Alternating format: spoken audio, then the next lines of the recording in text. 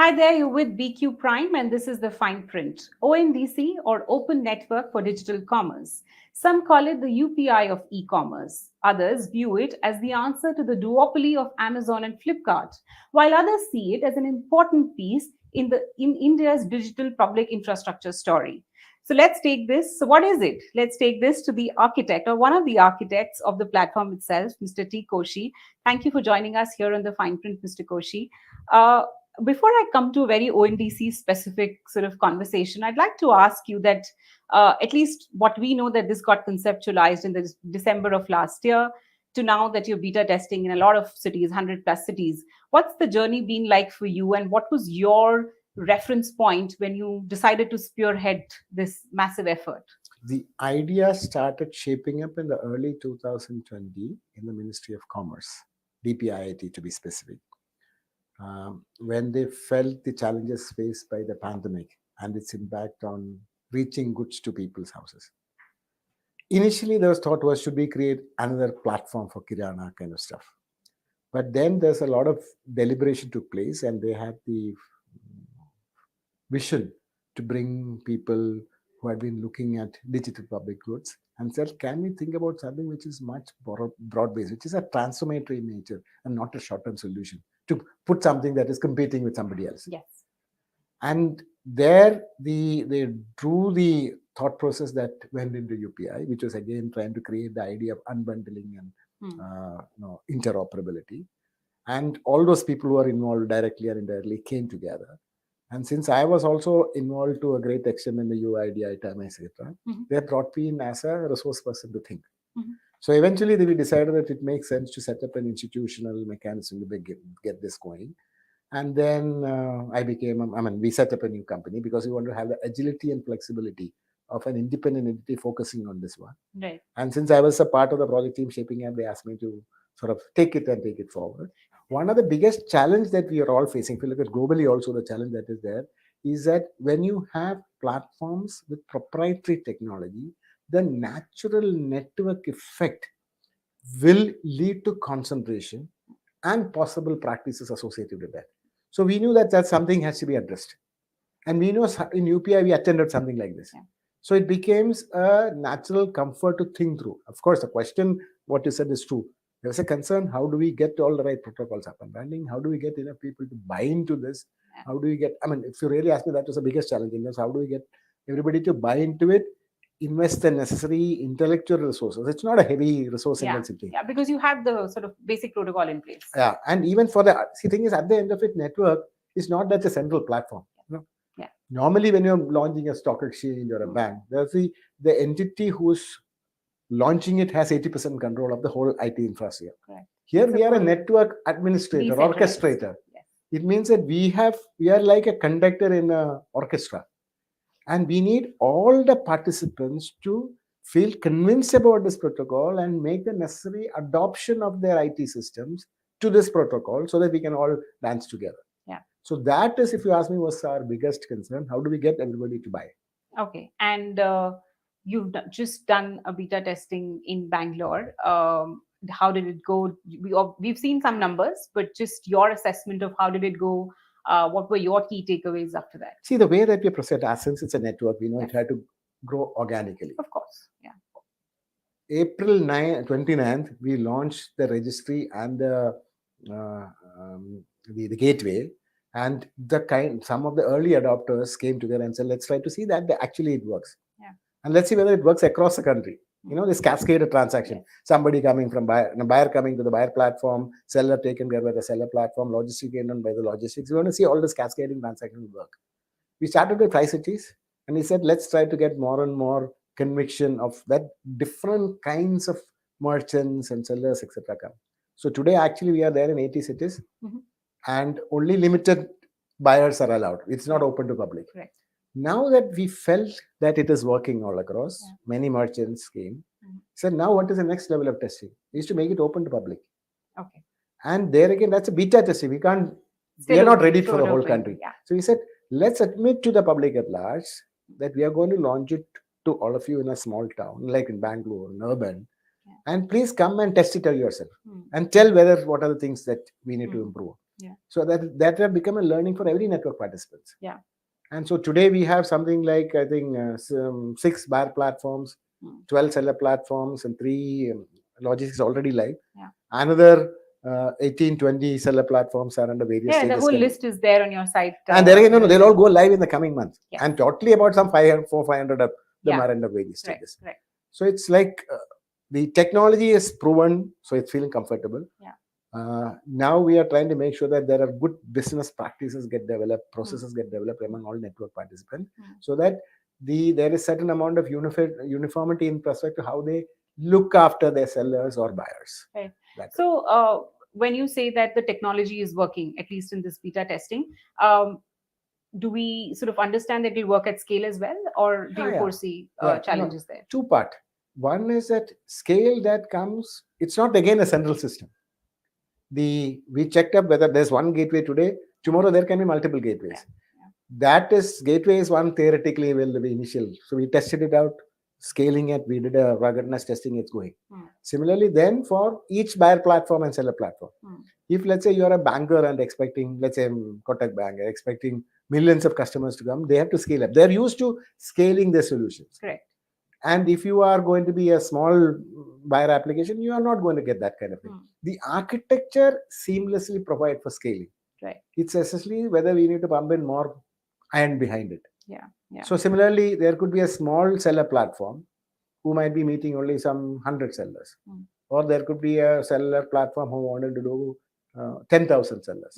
So they need to provide the necessary iron behind it. So there was also, like, in terms of, when the market was trying to understand this product, there was also this apprehension, hey, is it a chicken and egg situation? Who will get there first? Do you need to have enough sort of users there so that, the businesses feel sort of confident, or do you get the businesses first and then probably the users will follow? How are you seeing that equation play out? What you said is very true. It's chicken egg story.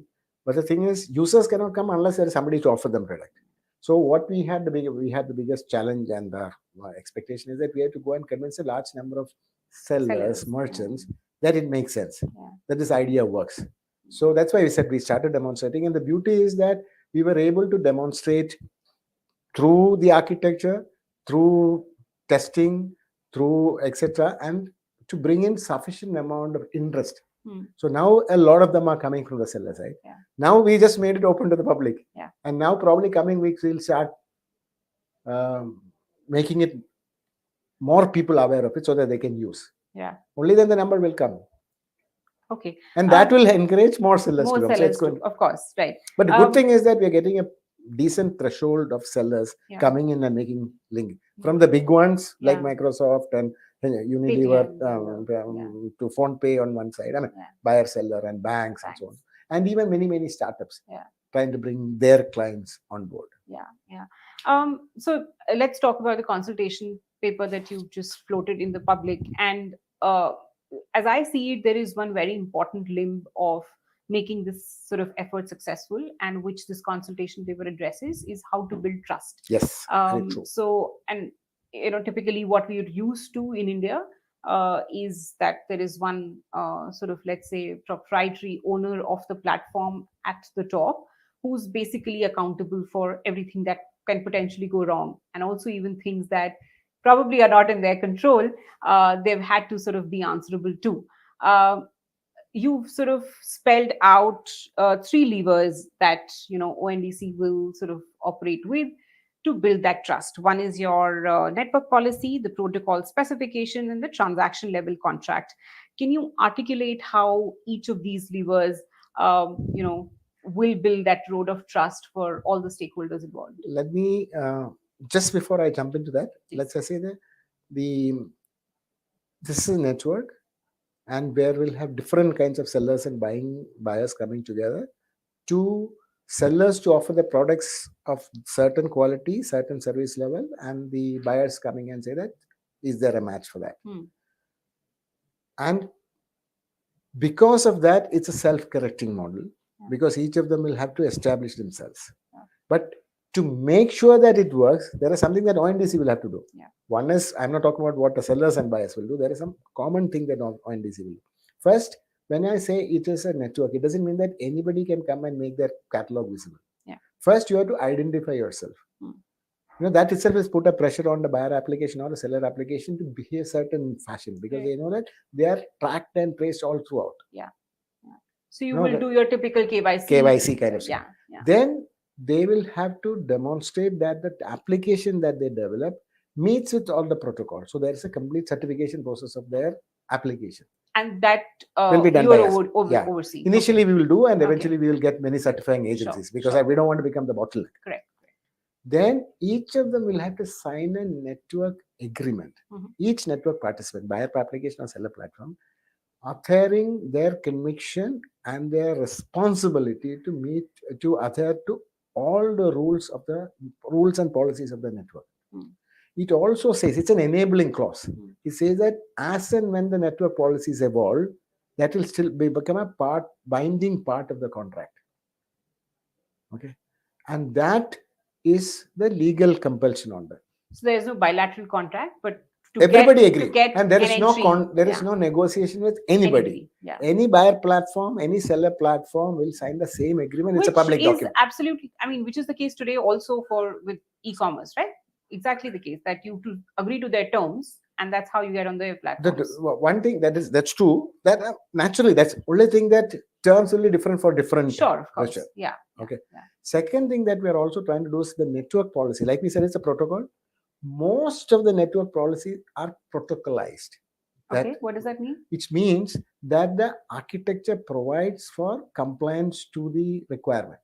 Okay. For example, just giving you some simple example. Mhm. Let's say that you are a food producer. Okay, so you have to have an FSSAI registration. Hmm. If that FSSAI registration is not there in your transaction offers, it won't be even accepted in the system. Okay. Similarly, weights and measures, there are many, and similarly many of the network policies that you have to make sure that you have to give the specification, you have to give the details of the grievance redressal officer, you have to give the weights of the, well, there are a number of these things that is built a part into that. built in, Okay. which is built in not by intention, and somebody has to go and check up any paper. It is all part of the transaction itself. Okay. So that's why we said that transaction contract that you referred will take care of all these things, and this transaction contract is digitally signed by both the buyer application and seller application. As a user, I'm not seeing any of it. It's the buyer and the seller who are. The seller will make it. So the requirement is all that is required for the buyer to make a choice. Yes. Will have to be made available by the seller through the seller application to the buyer application to the buyer, and it is buyer application responsibility to make sure that the buyer is able to see. Then on behalf of the buyer application will sign a network agreement with the seller. Yeah. So the buyer is actually asking him, authorizing him to sign on behalf. Yeah. So that is another thing. Third thing that we do is to continuously track, like, so now that all the things are there, continuously track the performance. For example, let's say any buyer, if he has a problem, he'll go to a buyer application because that's the only thing he knows. Yeah. He has to keep track of all such requests that come in. He has to dutifully push that to the seller, and response has to be given back to the seller. And if it's only clarification, get the clarification. If it is a grievance, it has to be addressed. If the grievance doesn't get addressed, it has to get triggered to an online dispute resolution framework and the platform that is provided for. So all those things will have significant amount of evidence which are in the form of digitally verifiable document. Yeah. So just then one more thing. We are trying to create a lot of checks and balances. Please go ahead. Yes. Another thing that is there is going to be a network-wide rating of seller platforms, buyer platforms, sellers. Yeah.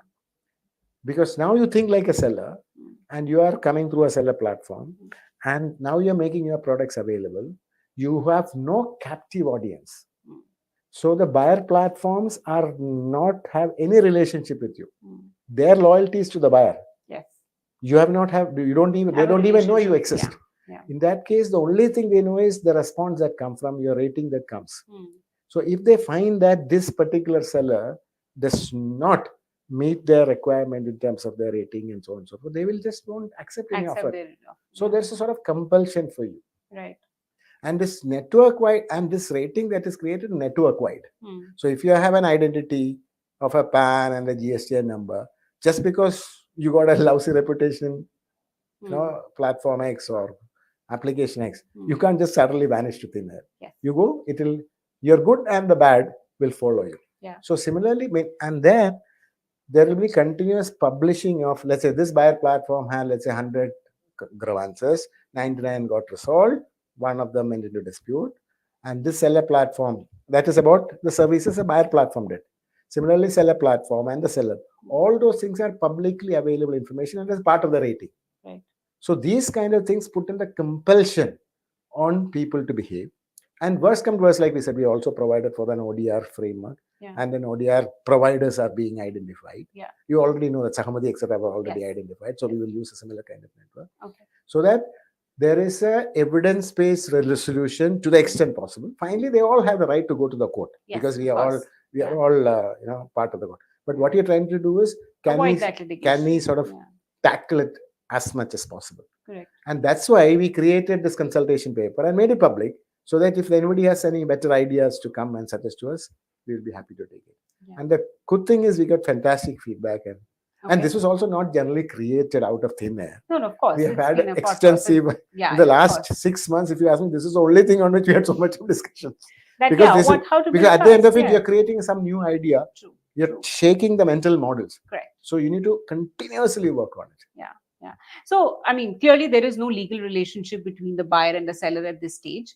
And I'm guessing some of the checks that you have So when you say buyer, look at it. Buyer is authorizing buyer application. Okay, that means they would have already taken some, I consent or whatever it is. Right. Buyer application is signing a contract with the seller and the seller application. Right. They are jointly together. So that way this transaction is fully digitally contracted out. Yeah. And by all the parties involved. Yeah. Yeah. I could also see some sort of concepts like we'll have compliance audits, or we'll have a disciplinary committee that might oversee some portions of the activity on ONDC. Couple of things. One is that there is a set of network policies which are tracked using the transaction flow and so on and so forth. In addition, we are also made it a part of the agreement that, as advised by ONDC, the network participant, based on their scale, etc., will have to have some kind of third-party audit on technology, processes, compliance, and so forth. Like in the case of even financial sector, that's how it is. Some third-party audit and signed by very senior people. Those they'll all look at it seriously. So we have put for some of this, as a part of the requirement. And the audit will entail also, looking into their, let's say, their conduct vis-a-vis the user, or just the back end of how their technology. Essentially, network policies also tell them how they have to treat their user. Seller or buyer. Okay. So they have to see. They will have to go and see whether they have necessary checks and balances. Yeah. We also plan to do. As the network gets built up, we will arrange for some surprise audits, or what's the technical word that we use? Mystery shopping. Yes. Okay. Yes. To make sure it gives you some dipstick kind of experience. First-hand experience on what's happening. And give feedback. See, at the end of it, the whole idea. This is a community. Yeah. We are not enforcement agencies. Yes. Our job is to make sure this community continuously strengthens. And all this disciplinary action, etc., is somebody who is completely being unreasonable in a part of being the network. The idea is be enabling. If you look at not just in this, every law, even income tax law, they are all shifting from the philosophy of let me find the mistake and take an action. He said, let us prevent him from making the mistake. If he has become a regular, seasoned, habitual offender, then take an action and tell him that, boss, you can't be a part of this community. Our community, and that's the idea. The independent disciplinary body that you are envisaging, is it within ONDC? So what we are going to do is, we will, of course, because ONDC has to be a key player on that, because we are the network administrator. We can't just abstain and say that there's somebody else told. But we are also saying, can we get some independent-minded people a part of this committee? Okay, so that we compile all the evidence and give it to them, and our decisions are not purely biased based on our day-to-day involvement, plus or minus. So there is some independent party also being a part of the committee. Got it. And how is the user council that you proposed going to be different? What's the thought process there? See, two parts. Huh? One is disciplinary actions, something is to see whether the actions being taken is the right one. Okay. Okay, that's essentially based on, it is about to, when you're taking a disciplinary action, it has to be looked from a whether it's a right one. User council is like the first part. How do I prevent all of this? Okay. How do you make put the enabling policies? So you would have some stakeholders that Of course, that will probably have on the a user platform. council. User council have members from buyer platform, seller platform, logistics, and all of them. Got it. And when we create, what we'll do is when we create it, see, network policies will evolve continuously. So we'll take the feedback and then sometimes you may have to do something immediately and again go back to them and say that do we need to define. So they become the representative of the users to give us input and act as a conscious keeper, if you look at it, from a outside in point of view. So we've sort of touched upon, probably the governance approach, the contractual relationships that will bind the network participants, etc. Today, what we see of ONDC, there is a lot of grocery, there is a lot of, let's say, retail. In your vision and in your, let's say, next 1 or 2 years, how do you see other sort of businesses sort of participating in this effort? See the network, as we said, this open network is expected to enable every product and every service to make their catalogs visible through an open protocol, so that the relevant kind of applications can come and help the buyers to choose what they want. It could be goods, it could be services, it could be financial product, it could be mobility, it could be hotels, it could be medicines. Everything can happen. Yeah. So the way that we started by one of the most difficult areas, which is actually grocery and food. And in the next 2-3 months, you will see domains and categories keeping on increasing. So we have a team whose job is to continuously look at each domain and say, what is the fine tuning of taxonomy that we needed? Do we need any specific policies that is provided for them? So probably by end of this few months, you will see most of the common items coming. Then, like for example, mobility, financial products, and so on, so will get added. So eventually, it will sort of evolve. I mean, if I just think, if my big vision is that in the internet world, everybody who's in business today has a website for information dissemination. Correct? They may do it by themselves, or they may get a third party to do, or you may stand it on like a WordPress or something.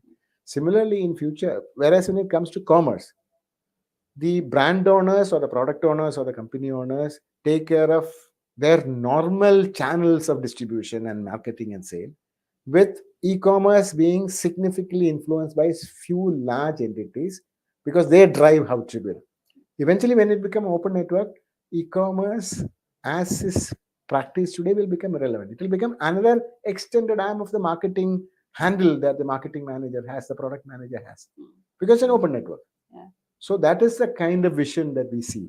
It will become, everybody will have their catalog visible based on the kind of, for example, some bankers may say, okay, let me help all my clients to buy whatever the key things that they want.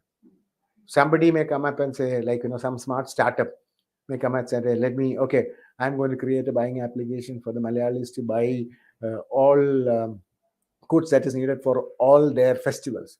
In Onam time, they'll say, hey, this is because he only need to worry about the buyer. Buyer is his agent. The network is open for him. He can access every product owner in the network. He'll find out, okay, this is the kind of thing. Konam, you want to have a special kurta and a mundu? Okay, this guy's coming from Trivandrum will get it to you, and Shiprocket will deliver in Delhi. Yeah. So that's kind of specialization. So what is going to drive the platform owners, whether it is a buyer or seller, is specialization and innovation. Yeah. And we expect a lot of innovation to happen. All right, Mr. Koshi, thank you for sharing your thought process on the platform and where you see it going, and the participation and innovation that your team is working towards. Thank you for joining us here on The Fine Print, and thank you so much for watching.